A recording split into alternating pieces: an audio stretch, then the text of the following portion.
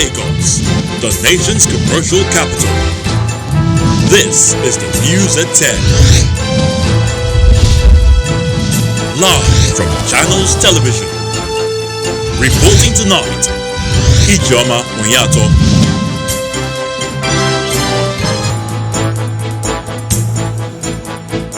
Hello and welcome. 23 persons, including children, killed in fuel tanker explosion along Lokoja Highway as President Buhari expresses worry over the frequency of such tragedies. Federal Executive Council awards 1.9 billion rail contract from Kano Katsina Jibia all the way to Maradi rail line in Niger Republic. Embattled EFCC acting chairman Ibrahim Magu denies ever collecting bribe, asks anyone with such claim to come forward before Ayo Salami investigating panel. And grand jury charges police officer over the raid which resulted in fatal shooting of Breonna Taylor at her home in Kentucky. Plus we'll have business, sports and later on news from our studios in London. On business news tonight, Pension Transitional Agreements Directorate partners security agencies to tackle pension fraud cases in the country. On sports news tonight, Super Eagles forward Alex Iwobi scores his first goal of the season for Everton in the English Football League Cup.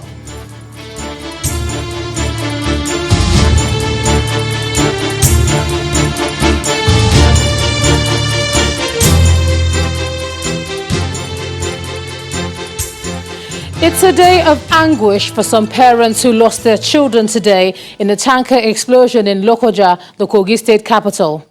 According to officials of the FRSC, at least 23 persons, including children, mostly students who were on their way to school. The incident was caused by a petrol-laden truck, which reportedly lost control after experiencing brake failure before ramming into 5 other vehicles.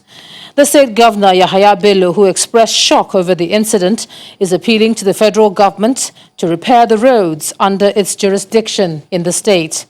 The governor says the deplorable state of the roads has led to many accidents in the state. Blaring sirens of an ambulance carrying the dead from a fatal road accident in Filele community in Lokoja, the city center.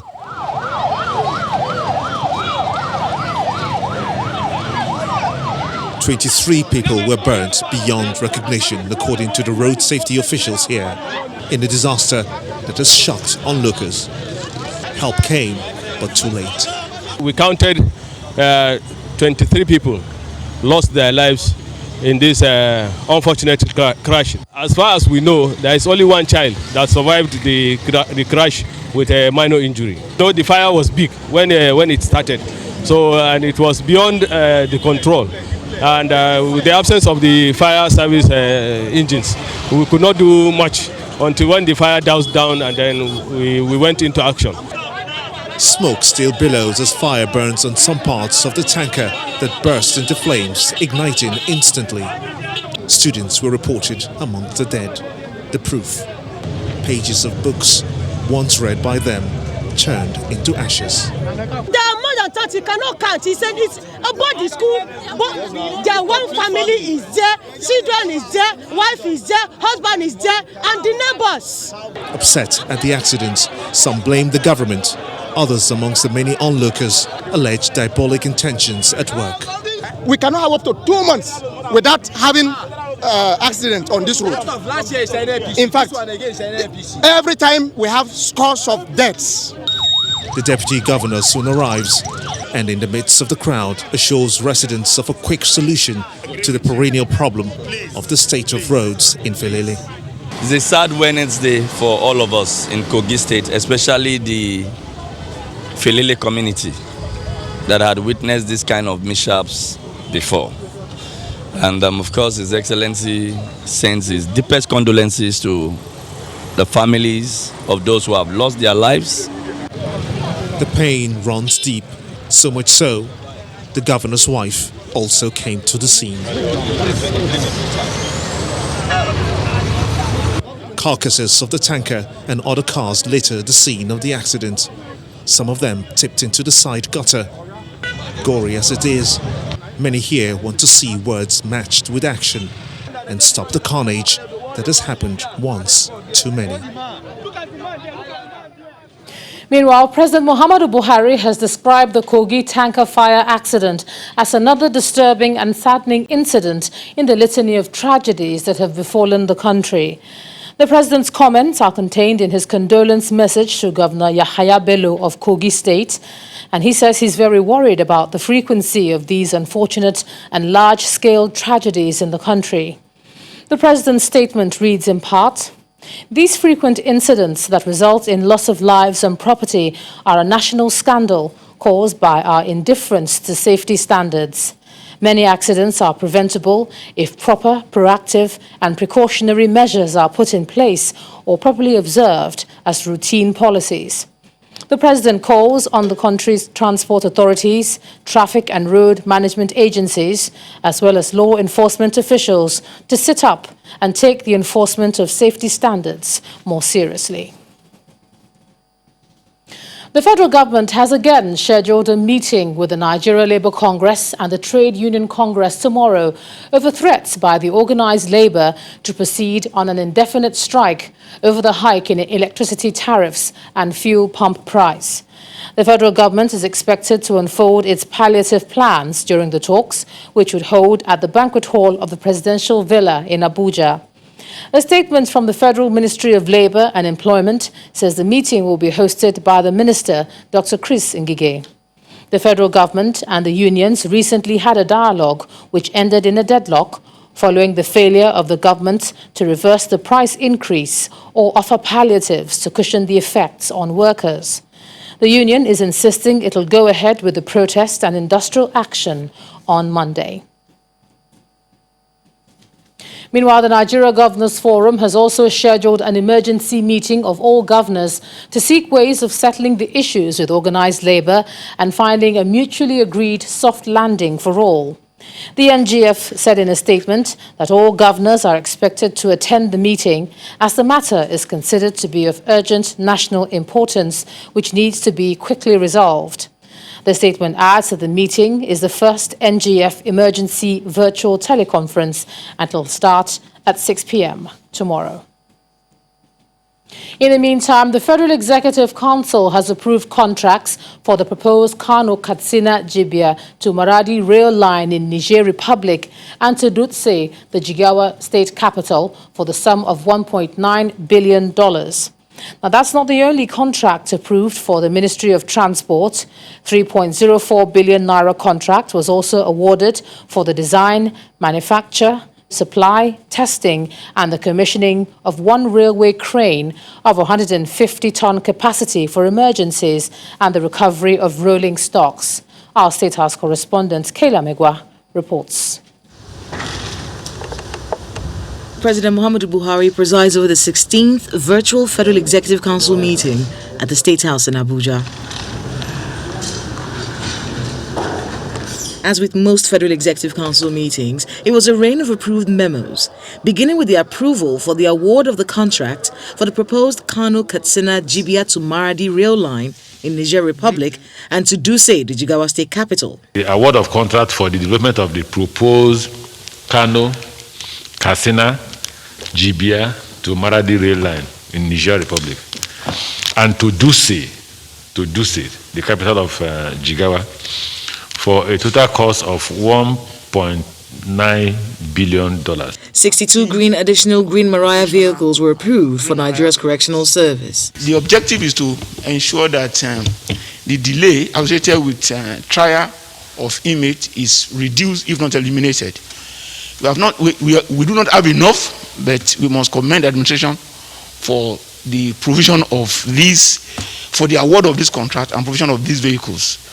12.088 billion naira has been approved for the Umuahia-Arochukwu Highway. This award now, the entire length of the road is now under contract to the same contractor, and we hope for expeditious execution. 3.7 billion naira was approved as augmentation of the contract for the construction of the Petroleum Development Fund corporate headquarters in Abuja. And 8 more forensic field auditors were added to the NDDC audit. These people are now going to be in charge of the 9 states of the Niger Delta, which have been divided into 16 lots. Like I stated earlier, Lot 1 is Ernst and Young. For the headquarters, they will be undertaking the 19 years of audit and also bring out the organogram for the restructuring of the NDDC for better performance in future. 1,800 laptops were also approved for the customs service schools in Abuja, Lagos and Kano for the sum of 351.5 million naira, while 197.8 million naira was approved for the expansion of the Nigerian Customs Service cash management software. From the State House in Abuja, Kayla Megwa, Channels Television News. The National Orientation Agency is calling on users of the Freedom of Information Act to expand their frontiers to non-financial related information from government agencies and parastatals. The Director General of the agency, Garba Abari, says the majority of Freedom of Information requests made are those related to contracts and financial transactions of government. He believes that when the frontiers of requests are expanded to other areas of governance, it will help to deepen open governance that the law intends to achieve. The Freedom of Information Act was signed in 2011 by President Goodluck Jonathan. 11 years after, the National Orientation Agency says not much of the provisions in this law have been explored to put public office holders to task. The Freedom of Information Act grants Nigerian citizens unfettered access to information required from any public institution or officer. The rationale is to, among others, ensure that there is public participation in governance and discussed resources are judiciously deployed for the well-being of citizens. With all the legislations, with all the status and all the rest, we follow them and implement them to the letter. Honestly, Nigeria would have been a well-informed society and well-developed society. There is need to enlighten the Nigerian public that they have this golden opportunity that they can take public officers to task.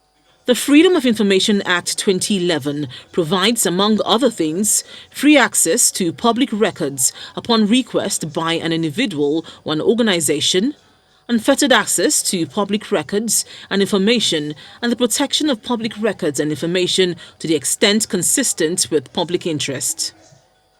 It also provides that a public officer who discloses such information of public interest be protected from the adverse consequences of such information. Some participants at this dialogue at the National Orientation Agency say there is a need for users of this law to expand the frontiers of their request beyond government's finances. Request for information should not necessarily be financial. Request for financial records. It could be request about the content of a policy of government. However, some rights activists who have used the Freedom of Information Act explain why most of the requests center around government finances and contracts.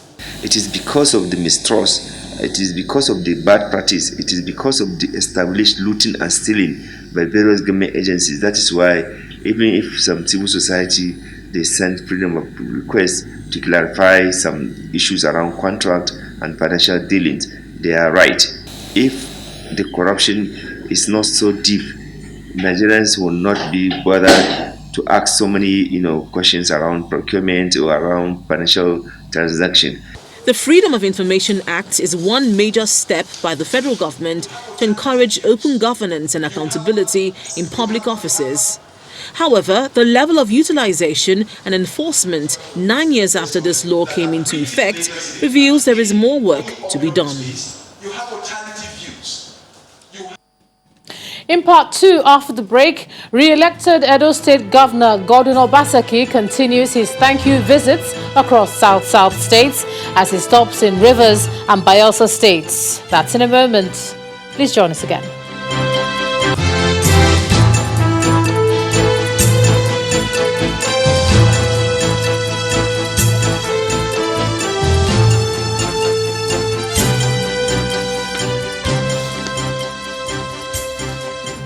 Welcome back. If you've just joined us, you're watching the news at 10 on Channels Television, coming to you live from Lagos. A reminder of our top stories. 23 persons, including children, killed in fuel tanker explosion along Lokoja Highway as President Buhari expresses worry over the frequency of such tragedies. Federal Executive Council awards $1.9 billion rail contract from Kano, Katsina, Jibia, all the way to Maradi rail line in Niger Republic. Embattled EFCC acting chairman Ibrahim Magu denies ever collecting bribe, asks anyone with such claim to come forward before Ayo Salami investigating panel. And grand jury charges police officer over the raid which resulted in fatal shooting of Breonna Taylor at her home in Kentucky.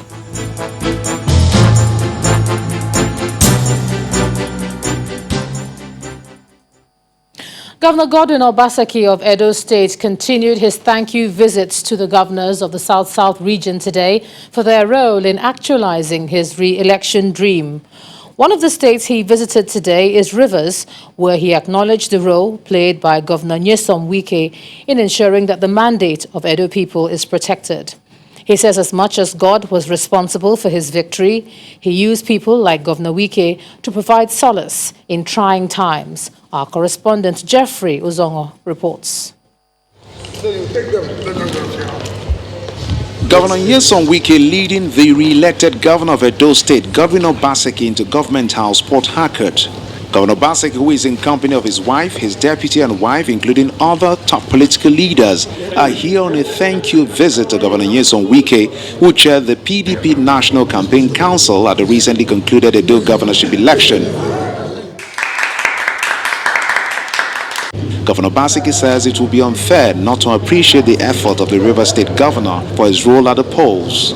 We are here to say, Uwese, thank you very, very much. The victory we are celebrating, yes, it's from God, but God used people to make it happen. This house, this venue, was where it all happened.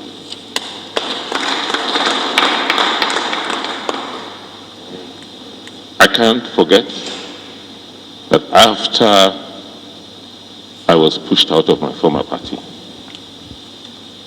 the first place I came to seek solace, to seek support, was in this very, very house. For Governor Wike, the fall of political godfatherism in Edo State was only possible because his Edo State counterpart presented himself as an instrument to make it happen. He has said that God used people to actualize a particular objective, but you must make yourself available. So he made himself available for God to use him to fight against godfatherism in Nigeria. So I want to sincerely thank him. It is not easy to stand against certain forces. For you to even have the courage to say, look, for whatever it was, I will stand for the people of Edo State and make sure that Edo people get the best. Governor Wike believes the new integration and alignment by the South-South governors will reposition the region to speak with one voice in the interest of their people. Jeffrey Uzongo, Channels Television News. Meanwhile, the All Progressives Congress candidate in the just concluded governorship election in Edo State, Pastor Osage Ize-Yamu, made his first public appearance today after his defeat at the poll. He met with the Yobe State Governor and Chairman Caretaker Committee of the APC, Meimala Buni, and his Kogi State counterpart, Yahaya Bello, behind closed doors in Abuja. The reason for the meeting was not disclosed, but Channels Television gathered that the party leadership was persuading Pastor Ize-Yamu to accept the outcome of the election in good faith. Sources say discussions at the meeting centered on the way forward with Pastor Ize-Yamu after the Edo election. Away from politics, in Jigawa State, the death toll from floods as a result of incessant rainfall has risen to 33, with hospitals, schools and even police stations submerged.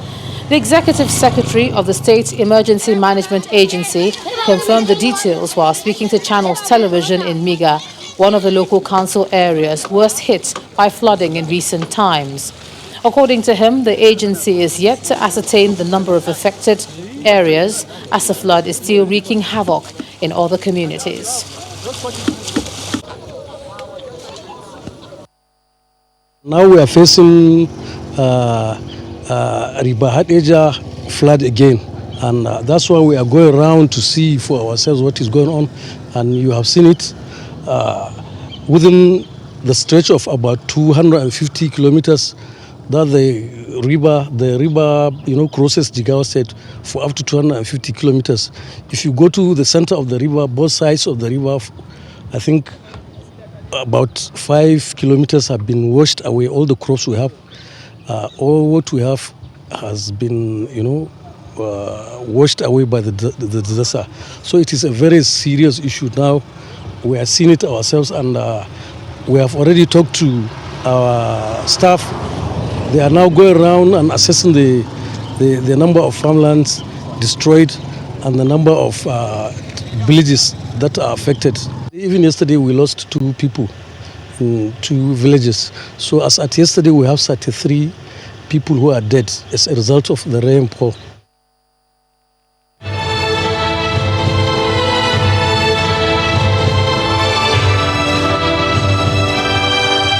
Let's turn our attention now to our continued coverage of the COVID-19 pandemic. And the President is asking the United Nations to ensure accelerated development, manufacturing and uninhibited supply of safe and effective coronavirus vaccines to all parts of the world. In his address to the 75th UN General Assembly, holding virtually, President Muhammadu Buhari pledged that Nigeria will partner with the UN and some other countries to achieve the target on COVID-19 vaccines.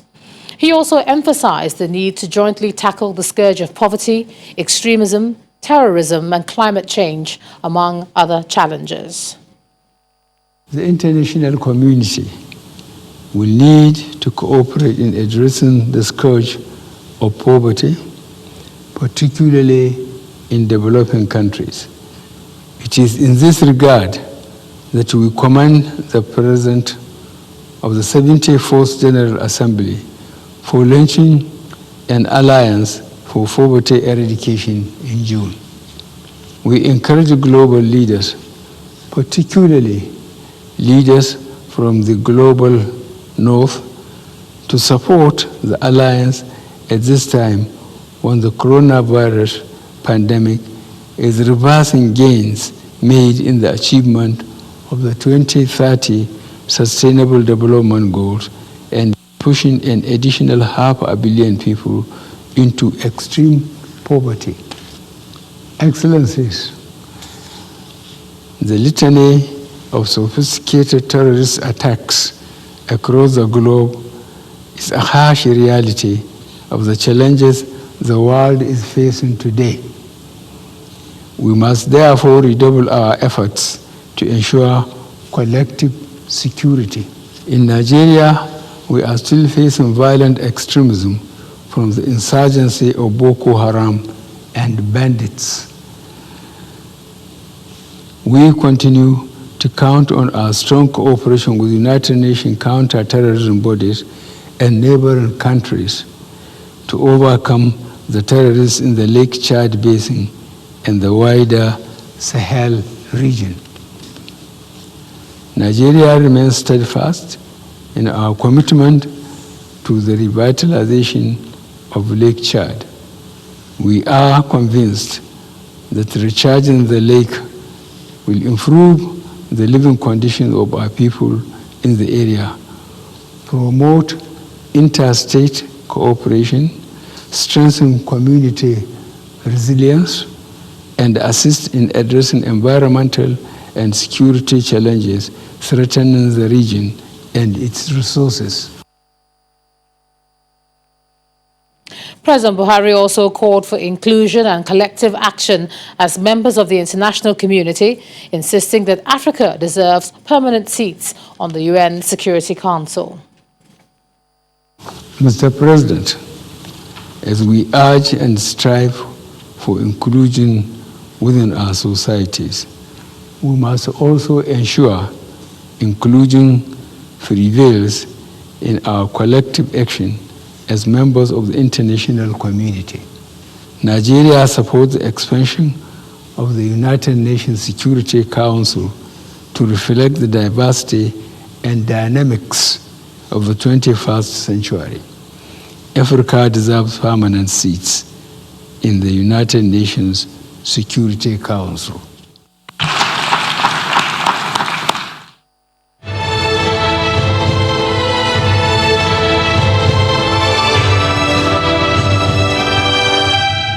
A federal high court in Abuja has ruled that President Muhammadu Buhari acted in contravention of the law when he sent the names of 11 candidates recommended to him by the National Judicial Council for appointment as judges of the High Court of the Federal Capital Territory to the Senate for screening and confirmation.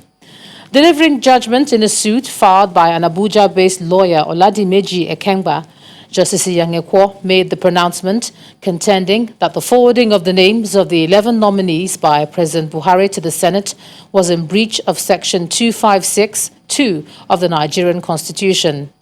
The judge also agreed with the plaintiff that only the appointment of a head of court, like the chief judge, required Senate confirmation.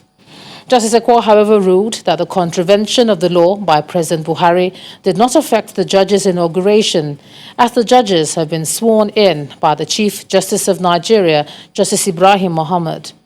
Joined as defendants are President Buhari, the Attorney General of the Federation, Abubakar Malami, the Clerk of the Senate, the Chief Justice of Nigeria, and the National Judicial Council as first, second, fifth, sixth, and seventh defendants. The last is yet to be heard of the ongoing probe of the activities of the Economic and Financial Crimes Commission under the watch of the suspended acting chairman, Ibrahim Magu. And this time he has told the probe panel that he's never received bribe from anyone in his life. At the proceedings today, Mr. Magu challenged anyone who has ever offered him a bribe, which he accepted, to come out publicly to confront him before the Justice Ayo Salami panel. Mr. Magu said this while responding to allegations that he allowed a suspect, Hima Abubakar, a Nigerian national, to escape from justice. On Monday, the suspended EFCC chairman opened his defense to the allegations of abuse of office and mismanagement of the federal government's recovered assets and finances that were leveled against him. The probe panel has allowed him to have only 2 lawyers represent him at a time. On Monday and Tuesday, he was represented by Mr. Wahab Shitu and Aliu Lemu. And when the news at 10 returns, Pension Transitional Arrangement Directorate partners security agencies to tackle pension fraud cases in the country. And that's on business. Do join us again.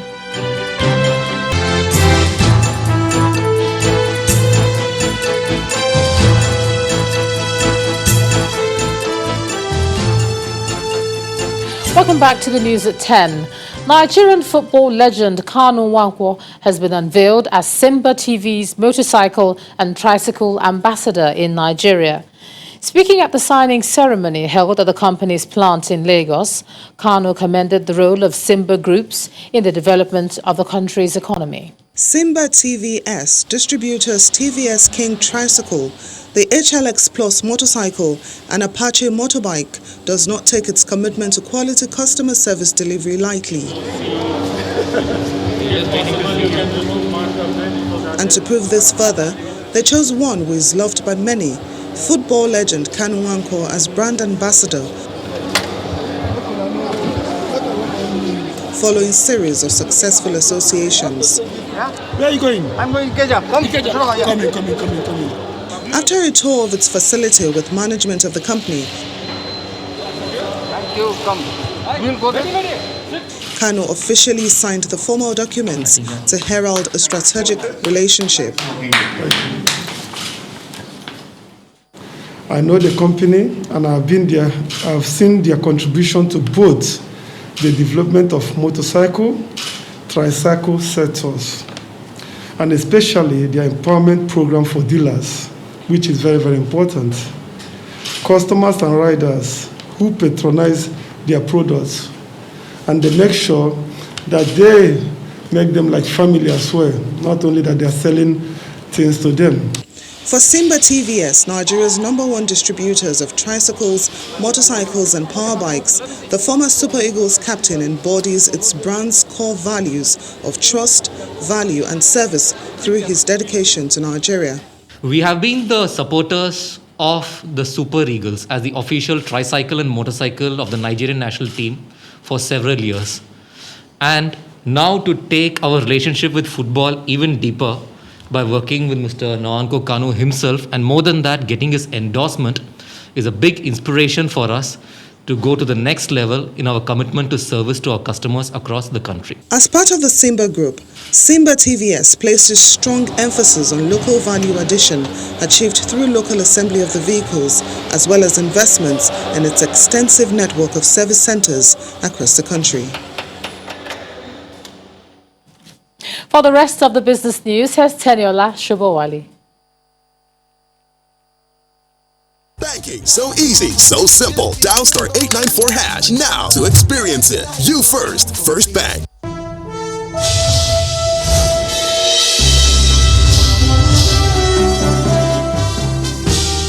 Thanks a lot, Ijoma. Welcome to Business News. Tough sanctions await anyone involved in pension fraud. This is according to the Executive Secretary of the Pension Transitional Arrangement Directorate, Dr. Chioma Ejikeme. The PTAD boss, who gave the warning at a meeting in Abuja, promised to work with security agencies in order to tackle the menace in the country's pension industry. How to address pension fraud in the country has been receiving the attention of government, as the present administration clearly stated its mission to reduce all forms of corruption when it came to power. Before now, cases of pension fraud made the headlines and formed the basis of most public discourse. In April 2012, for instance, operatives of the Economic and Financial Crimes Commission (EFCC) uncovered a fraud of over 5 billion naira at the pensions unit of the Office of the Head of the Civil Service of the Federation. While the nation was still reeling from this news, another scandal broke out. It was reported that there had been massive embezzlement of police pension funds, with several billions of naira diverted to private accounts of some government officials. But the Pension Transitional Arrangement Directorate appears ready to tackle this challenge headlong. PTAD has been able to mitigate the perpetration of fraudulent activities carried out by syndicates and persons who fraudulently take advantage of the pensioners. These collaborations include working with the Anti-Corruption and Transparency Unit, Act 2 of the ICPC, and the EFCC by reporting occurrences of fraudulent calls, as well as furnishing these agencies with the caller details for investigation purposes.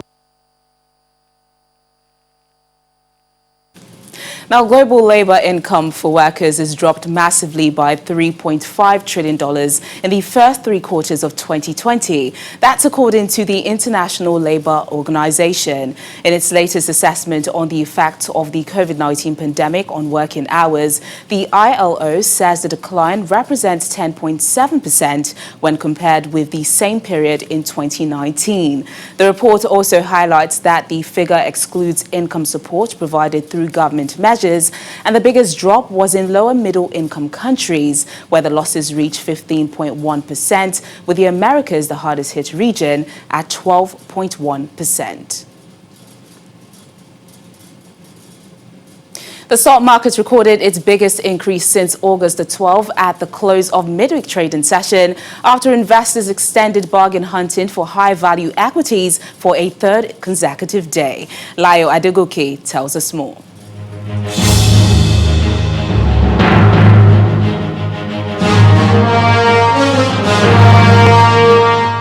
Thank you for joining us for the Stock Market Report. It appears there is no stopping the stride of the bull as it has maintained a strong opposition against the bear for a third straight session this week. At the close of today's trading, the NSE's main index climbed higher by 0.5% after investors increased bargain hunting for value stocks across the 5 key sectors of the equities market, in particular the oil and gas counter.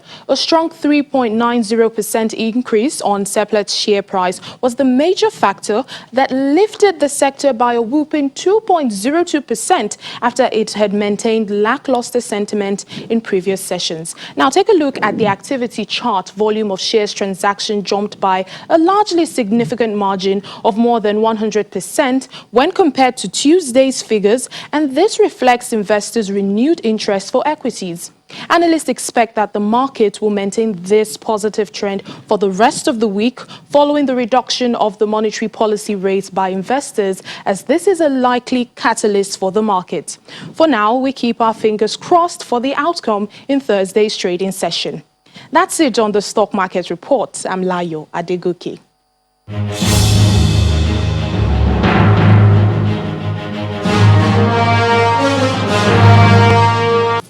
Thanks a lot, Lyle. Meanwhile, U.S. stock markets closed today's trading session negative across board after comments by Federal Reserve Chairman Jerome Powell suggest that further fiscal stimulus is still needed for the country's economic recovery to continue. But let's find out how other major global markets ended the day.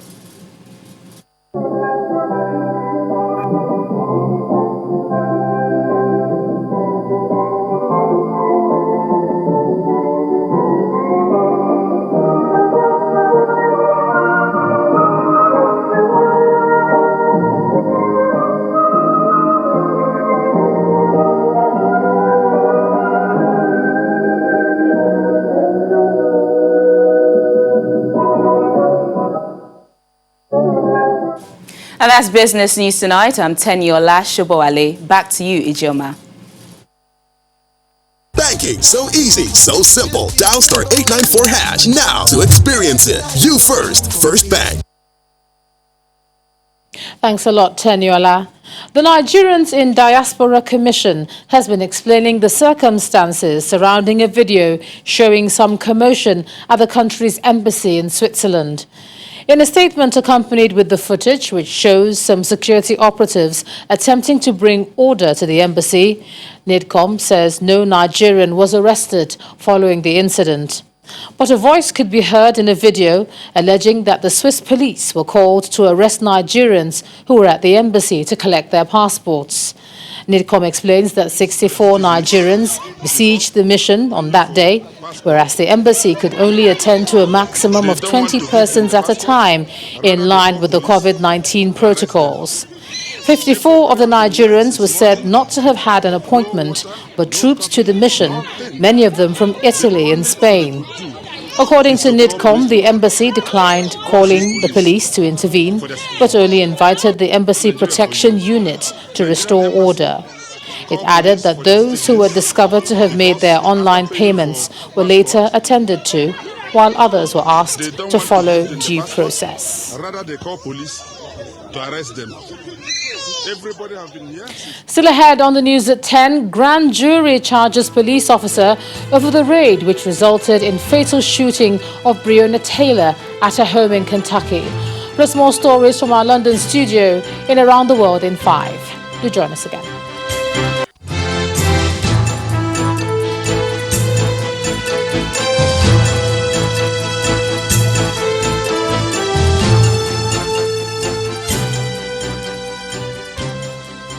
Welcome back.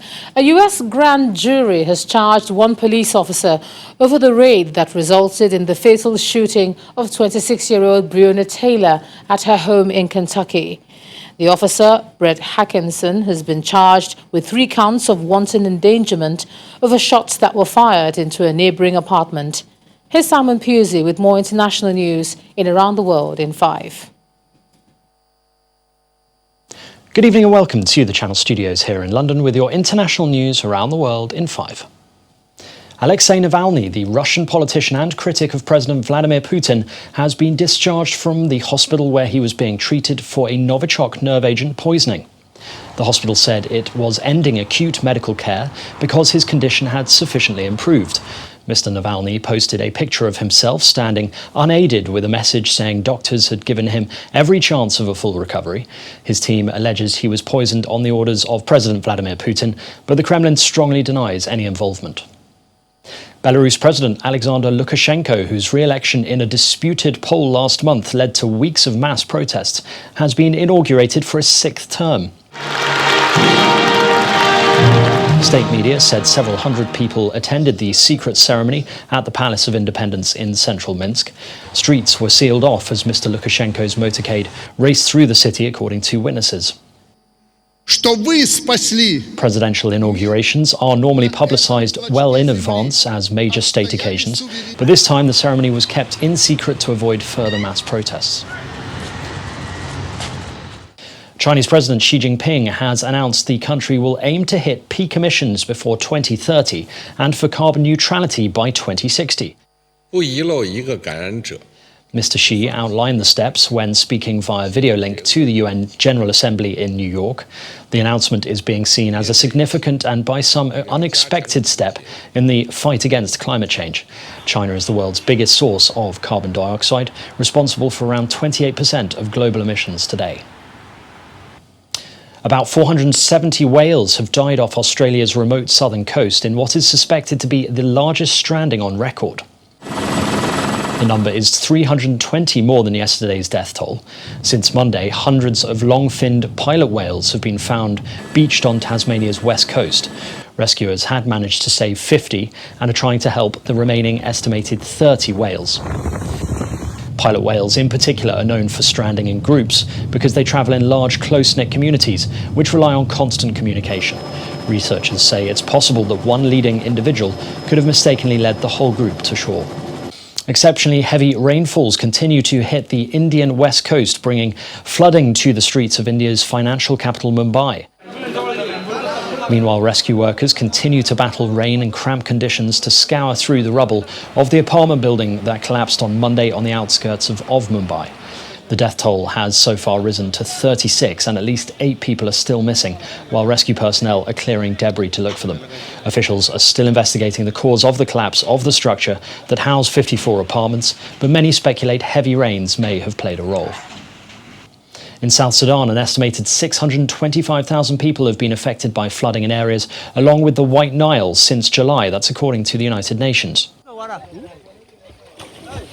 The Office for the Coordination of Humanitarian Affairs said it will allocate $10 million from the South Sudan Humanitarian Fund and explore a possible allocation to help mitigate the effects of the floods, hoping to help around 360,000 affected people.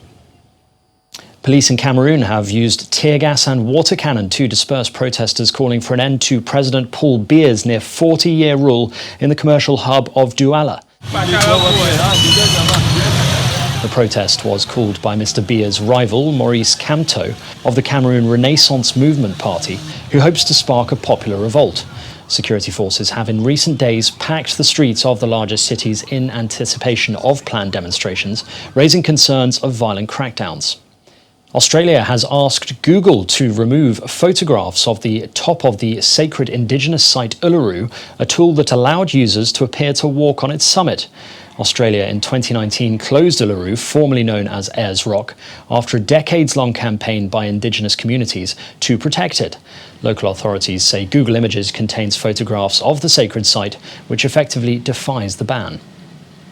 And finally, 24 cyclists in the Russian city of Yekaterinburg have taken part in a race with a difference.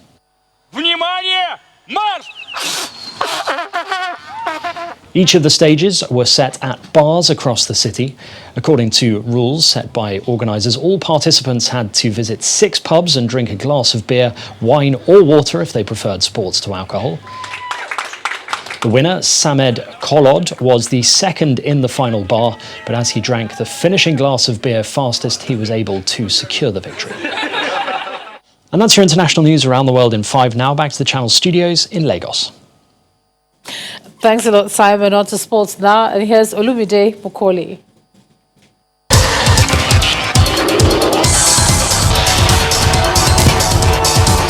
Thank you, Jama. Hello and welcome to Sports News. We start off in the English Football League Cup, where Super Eagles forward Alex Iwobi scored his first goal of the season as Everton beat Fleetwood Town by 5-2.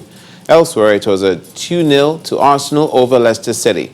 On his third appearance for Chelsea, Kai Havertz scored a hat-trick in a 6-0 thrashing of Barnsley. Burnley beat Millwall 2-0, while Newcastle United recorded the biggest win of the night with a 5-0 thumping of Morecambe. Tottenham manager Jose Mourinho has agreed to honor the dying wish of the father of a North Macedonian journalist. Freelance reporter Igor Alexandrovich initially missed his chance to ask a question, but when he got a second opportunity, he asked 2 questions about the game and a special request. And that's it on Sports News. Ijoma, back to you.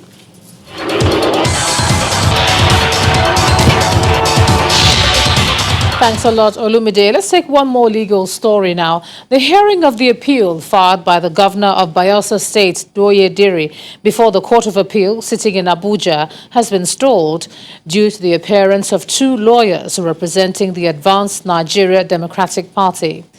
At the resumed hearing of the appeal today, lawyer to the respondents, Mr. Kehinde Ogunwumiju, announced appearance for the Advanced Nigeria Democratic Party, with the second counsel announcing appearance for the same party on the ground that the party instructed him to take over the case. The court thereafter adjourned the appeal to September the 24th, despite the objection by Mr. Chris Uche, lawyer to Governor Doye Diri.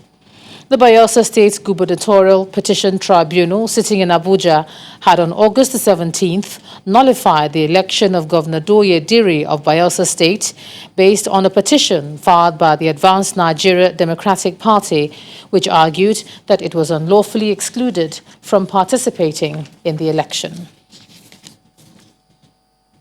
And the main news again. At least 23 persons, including children, were today killed in a fuel tanker explosion along Lokoja Highway. President Muhammadu Buhari expressed worry over the frequency of such tragedies. Also today, the Federal Executive Council awarded a $1.9 billion rail contract from Kano Katsina Jibia all the way to Maradi in Niger Republic. And a grand jury today charged a police officer over the raid which resulted in the fatal shooting of Breonna Taylor at her home in Kentucky. And that's the news at 10 tonight. Thank you so much for staying with us. I'm Ijoma Onyato. Please stay safe and have a good night.